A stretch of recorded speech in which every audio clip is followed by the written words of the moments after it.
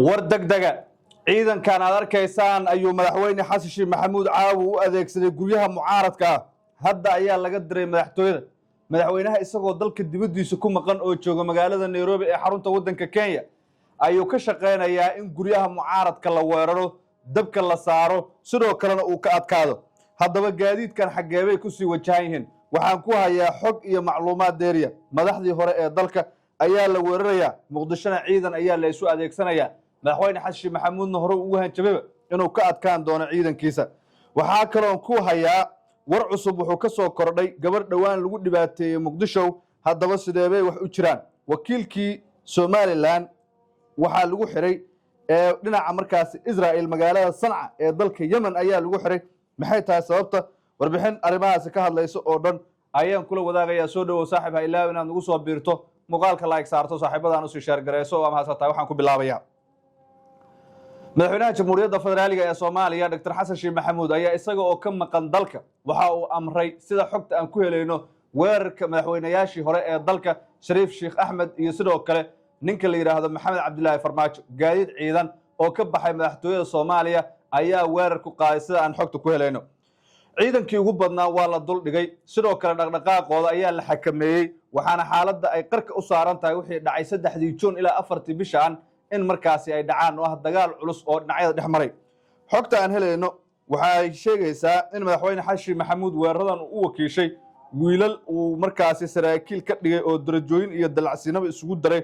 oo ciidan isaga gaar u sameystay markaasi ay hogaaminayaan guutooyinka 77 iyo sidoo kale taliisiya markaasi ciidan isaga heeb ahaan ay isxigaan ay ku badan yihiin ayuu adeegsaday weerarkan sida aan xogta ku helayno madaxdii hore waxaa difaacaya ilaaladooda gaarka ah iyo ciidan ka tirsan saraakiisha xoog oo isxilqaamay oo uu ka mid yahay taliyihii hore ee militariga Soomaaliya sareeya gaas oo waa Yuusuf Raage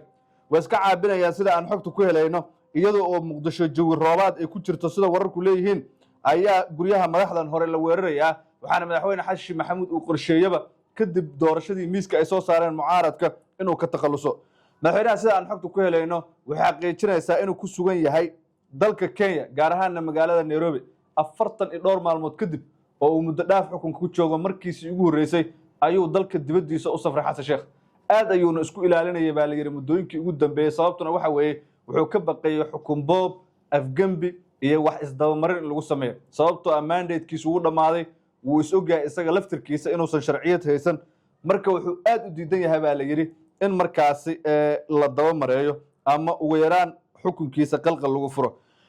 Nairobi inuu tago waa lagu qasbay oo madaxda caalamka ayaa halkaas ugu yeertay baa la yiri safiiradii xalna way isaga baxeen waxay tageen Nairobi sidoo kale magaalo gobolada ama gobolada dalkaas kamid ku taal ayay ugu yeereen baa la yiri taasoo khasabtay in markaasi ugu dambeyn madaxweynaha halkaas uu tago sidoo kale waxaan xogta ku helaynaa in madaxweyne xasan sheekh maxamuud safarkiisa uu qorshuhu ahaa inuu degdeg ku soo laabto oo Muqdisho uusan habeen ka maqnaan laakiin waa la celiyay waxaana lagu celiyay gudaha wadanka Kenya sababta lama ogo William Ruto ayuu la kulmay waa la yiri laakiin safiiradii meesha markaasi ku sugnaa beesha caalamka ayaa kulamo dhinacyo kala duwan leh markaasi la yeelanaya madaxweyne xasan sheekh maxamuud isagoo ma jeclayn baa la yiri inuu ka maqnaado Muqdisho geesta kale waxaa maanta baaqday dhageysiga dacwadda kiiskii loo haystay Sacdiya Macalin Cali oo ah gabar wada mooto bajaaj ahayd sidoo kalena ka hadashay arrimaha siyaasadeed si gaar ah madaxweyne xasan sheekh maxamuud Sacdiya waxay xiran tahay maalinkii 7aad xeer ilaalinta ayaa kiiskeeda iska daba wareejisay baa la yiri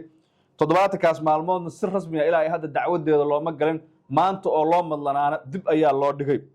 Sacdiya ayaa tiri madaxweyne waxaan doonayaa inaan u noolaado sida ay u nooshahay gabadhaada Jihaan oo kale xaq ayaanan u leeyahay gabar muwaadinada oo Soomaaliyeed ayaan ahay sidoo kale dhaliilo kala duwan oo dhinaca dhulboobka iyo la xiriira xaraashka xoolaha ummadda ayay ka hadashay gabadhaas way eersatay 7 maalmood oo xabsiya ayay mudatay welina waa ay ku jirtaa kaliya Sacdiya ma aha dadka la xiray aad ay u badan yihiin waxaana madaxweyne xasan sheekh maxamuud lagu eedeynayaa caburinta dadka isaga ka aragtida duwan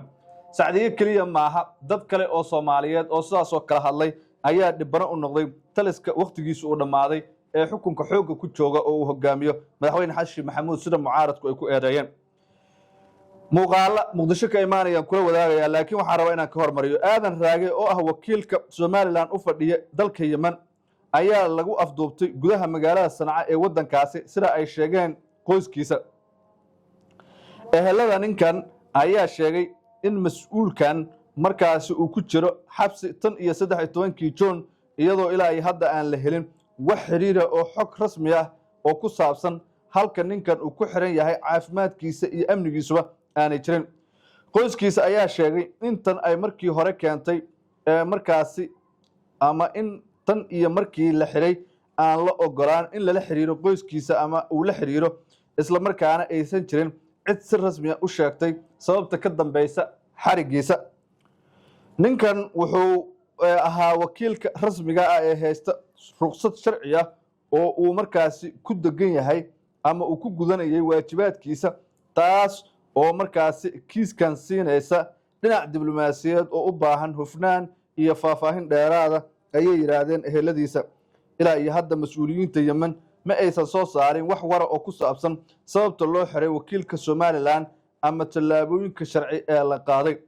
qoyskiisa ninkan lagu magacaabo Idris Aadan Raage ayaa ugu baaqay hay'adaha ay khusayso inay si degdeg ah u sheegaan halka uu ku sugan yahay waxaase xarigiisa lala xiriirinayaa in koox ka tirsan Xuutiyiinta Yemen oo cadaawad weyn u qaaday Somaliland kadib xiriirkii ay la sameysay Israel iyo gacaltooyadii ay sheegtay inay kala dhaxayso markaasi ay iyagu xabsiga dhigeen dhibaatana ku hayaan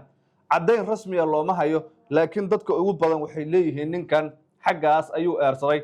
tallaabooyinkaas ayaana ilaa ay hadda la rumaysan yahay inuu xiran yahay aragtida noo reeb saaxiib waa mahadsantahay muuqaalkan ila daawo